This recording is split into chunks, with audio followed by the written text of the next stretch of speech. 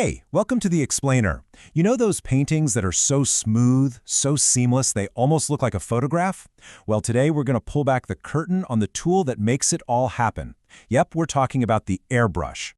I mean, think about it. From portraits that look like they could just start breathing to the incredible monsters you see in movies. That's the work of an airbrush.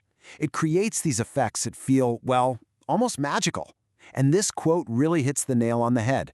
The secret sauce is that seamless blending. But how does it actually do that? All right, let's get right into it and meet the tool behind all that magic. So this is it.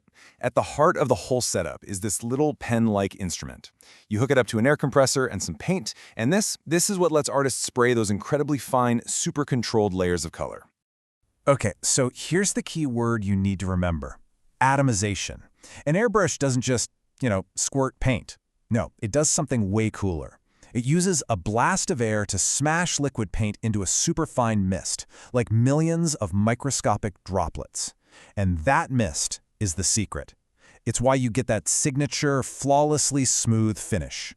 So how does this little gadget actually turn a blob of liquid paint into something so perfect? Well, the science behind it is pretty fascinating. Let's take a look under the hood. What you're seeing here is something called the Venturi effect. Basically, a stream of compressed air gets shot through a really narrow space. When that happens, it speeds up and creates a little vacuum, a drop in pressure. That suction is what pulls the paint up from its cup. And when the paint meets that super fast jet of air, bam, it gets shattered, atomized into that fine mist we keep talking about. Pretty clever, right?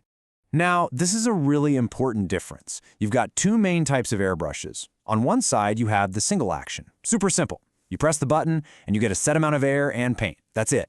It's great for just covering an area with one color. But then, you have the double action. This is where the real control comes in.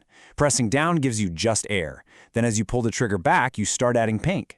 The further you pull back, the more paint you get.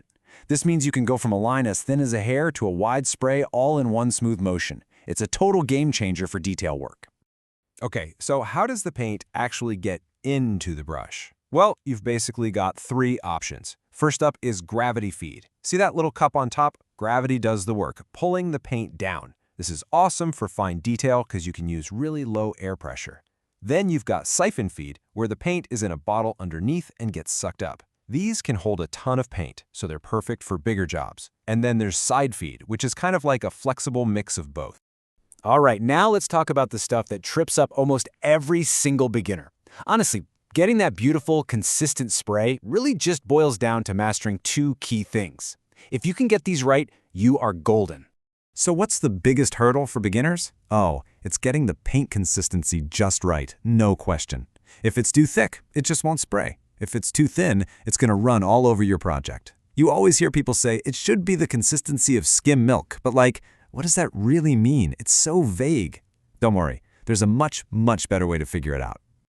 This, my friends, is the no elasticity drip test, and it's a lifesaver. Seriously, forget the whole skim milk thing. Just do this, dip the back of a paintbrush or a stir stick into your thinned paint. Now watch how it drips off.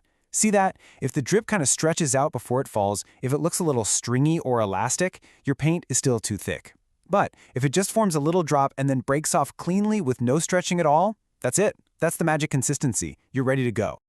Okay, so your paint is perfect. You're in the zone, everything is flowing beautifully, and then, poof, nothing comes out. Or even worse, you get this ugly, sputtering blob of paint. Congratulations, you've just met every airbrusher's other favorite frustration, tip dry. Tip dry is exactly what it sounds like. Paint literally drying on the very tip of the needle as you're working. But listen, it's not a huge deal once you know the tricks. You can carefully, and I mean carefully, pinch the dried bit off with your fingers. But a much better way is to just keep a soft old toothbrush handy. A quick scrub with some water or cleaner, and you're back in business. The real pro move, though, is preventing it in the first place. Just remember this little mantra: air on, then paint off, and then air off. Always start and end with just air. That little puff of air at the end blows the last bit of wet paint off the needle so it can't dry there. Simple. So now that we've got the basics down, how it works and how to beat the common frustrations, let's get to the fun part. Let's look at the absolutely insane range of things people do with this tool. I'm not kidding. It's used everywhere. I mean, the list is just wild. You've got your fine art and illustration, of course. Scale modelers and cosplayers, they live by this thing for realistic effects. Those insane murals you see on custom cars and bikes, that's an airbrush. Special effects makeup in Hollywood? You bet. But check this out, and this is my favorite one. NASA used airbrushes to create the super detailed scientific maps of the moon for the Apollo missions. They literally painted the moon before we landed on it. How cool is that? Okay, with all this talk about amazing creative power, we gotta take a quick but really important detour to talk about safety.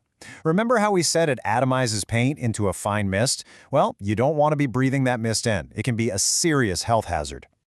So please, remember these best practices. First, ventilation is everything. Work in a well-ventilated area, or even better, use a spray booth or wear a good respirator mask. Second, try using lower air pressure. It actually gives you better control and makes bigger paint droplets that fall out of the air faster.